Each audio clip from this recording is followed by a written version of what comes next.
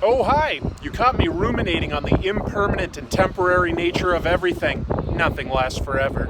Speaking of street-level philosophizing, let's talk about Harvey Pekar.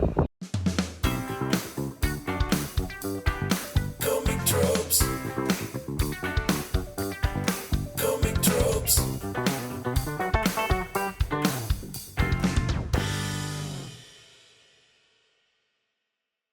Hello! Welcome to Comic Tropes. I'm your host, Chris. How do you define indie comics? I find that today that definition is a little nebulous. I've heard people say to me that they consider Image comics indie, and to me that doesn't quite feel right, but it begs the question. Does indie comics refer to a set of genres, or does it refer to a publisher's size, for instance, small press and self-published books? To me, the latter feels more accurate, but it isn't clear-cut. It was definitely more black and white back in the 1960s. Back then, you had mainstream publishers like Marvel and DC, and you had the underground comic scene. Now, the underground comic scene was a key component of the massive political unrest of the 1960s. One of the premier illustrators in that underground comic scene was Robert Crumb. He was famous for characters like Fritz the Cat and Mr. Natural. And it was Robert Crumb who collaborated and inspired the subject of today's topic, Harvey Pekar.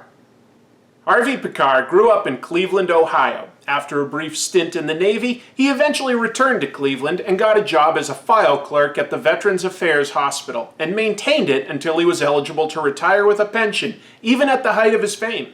In the mid-60s, he met Robert Crumb, who lived nearby, and they shared their passion for collecting jazz records. He was fascinated and impressed with Crumb's work, which Pekar believed showed how you could tell any kind of story with comics, not just the superheroes he'd read as a kid. Still, it took him about a decade to finally pull the trigger and self-publish the first issue of his comic, American Splendor, in 1976.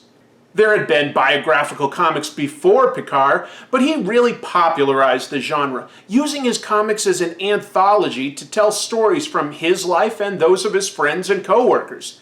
He went on to publish American Splendor once a year with about 60 pages of stories, each issue, chronicling his life.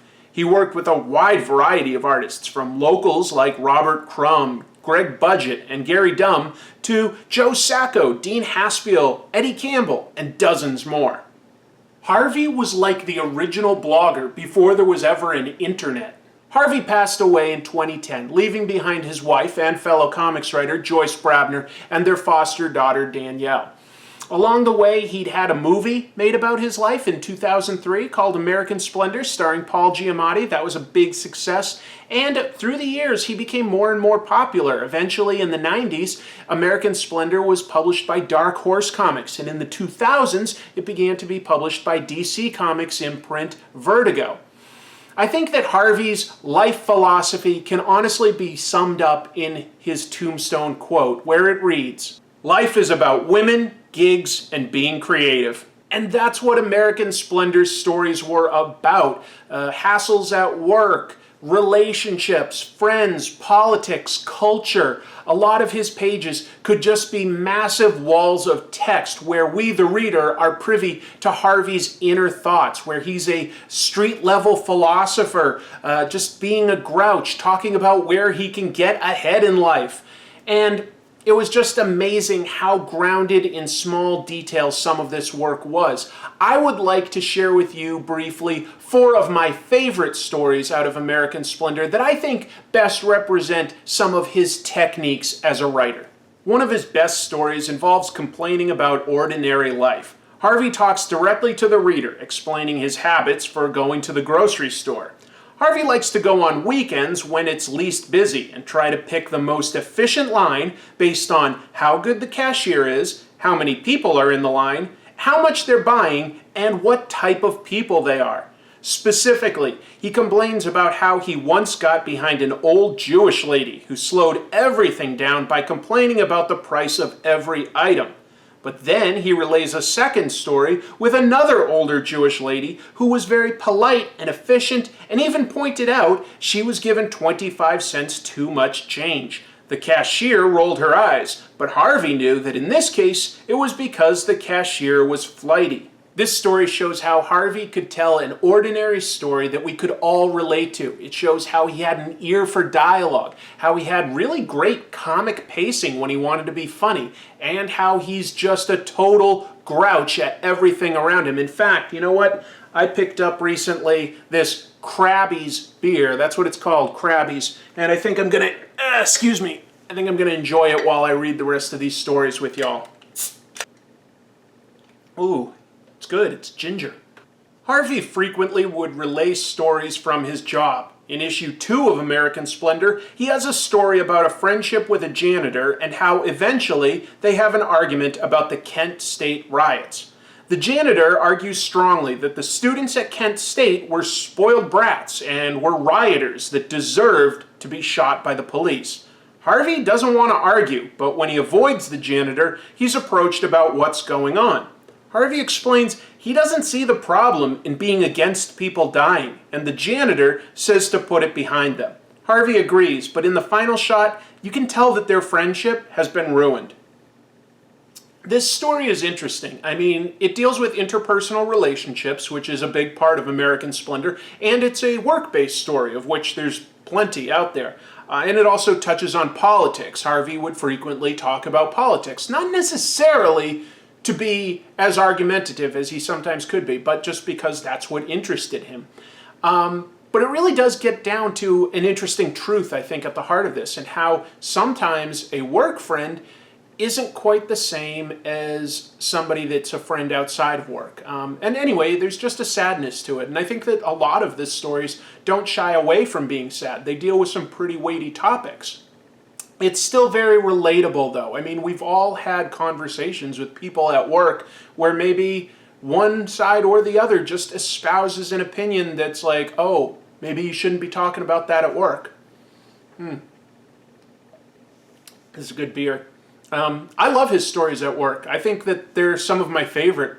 I especially like when he talks with his coworker Toby, who self-identifies as a nerd. Total character. There's also a guy named Mr. Boats, who I think is semi-fictional, but also based on some real people. There's some interesting characters at his work, that's for sure. Harvey tells a much longer than usual story in issue 5, dealing with getting laryngitis shortly after marrying his second wife. The story deals with the frustrations of not being able to communicate with his wife or coworkers easily, and the fear of doctors taking months to diagnose why he can't talk with any volume.